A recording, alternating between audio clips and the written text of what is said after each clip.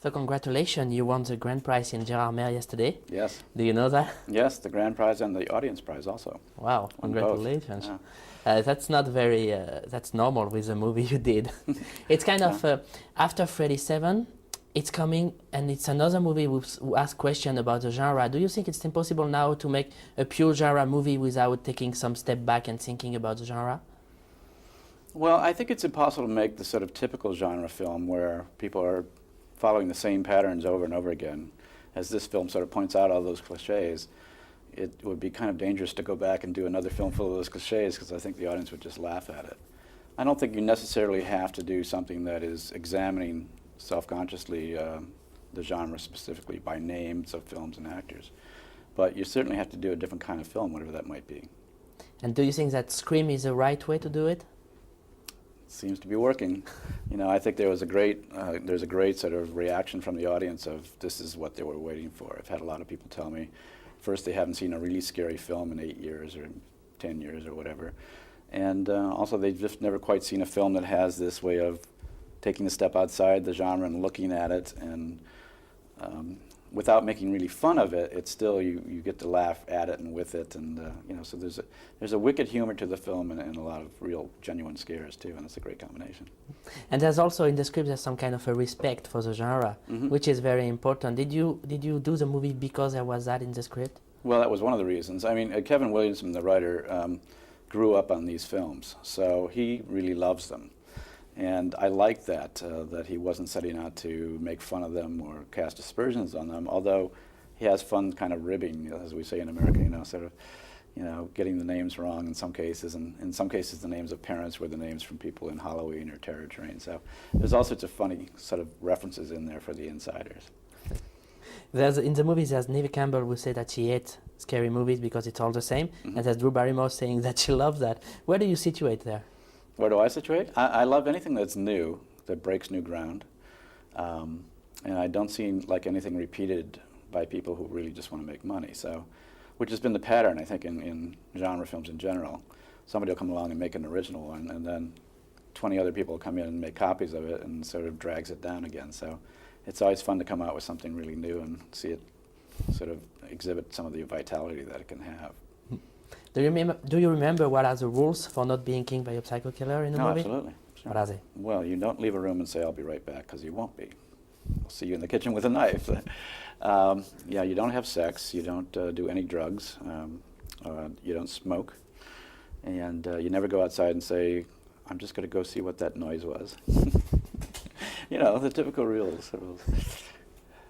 Lines that you used a lot in your past career. Right.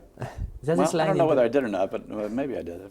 Sure. There's this line in the movie saying that Freddy movies were not so good except the first one. Did you had that after you came? No, to I did project? not. You know, in fact, I took that out, and they made me put it back, because they said, "Look, everybody gets made fun of, including you, because they got your name wrong in the John or Wes Carpenter line." So, you know, I mean, this was a script that existed before I came on, and when we changed some of those lines, the author said, "Look, I wanted the script to have a real edge to it, you know, to be kind of dangerous."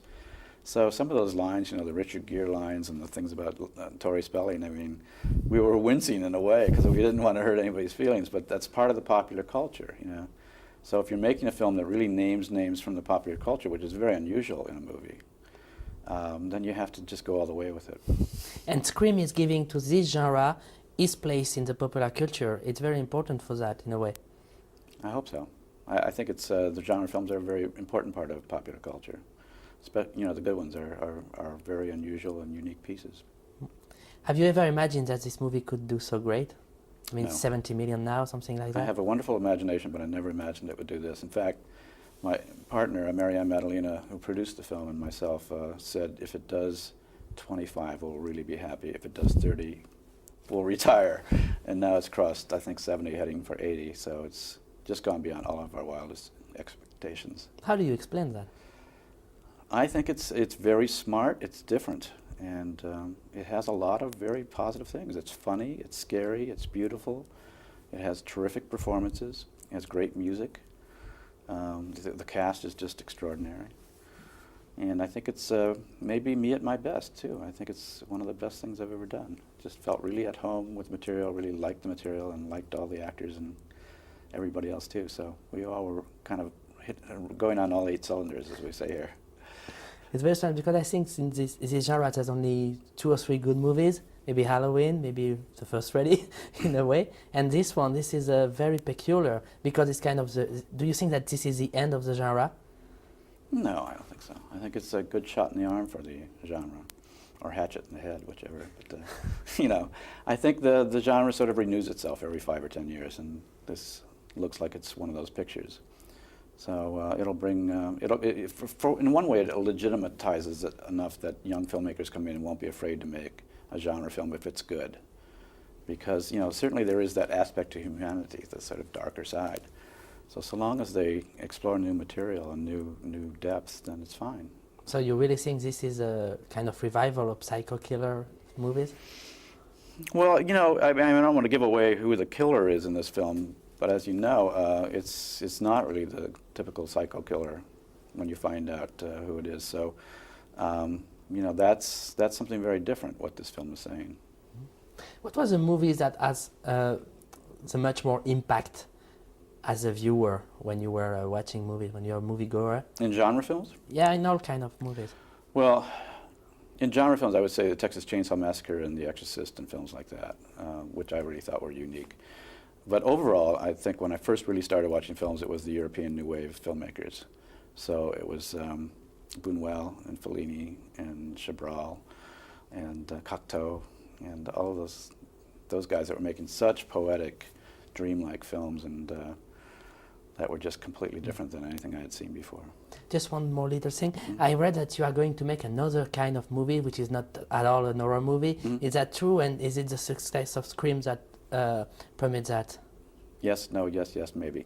Yeah, it was the success of Scream. I have a 2-picture deal now with Miramax.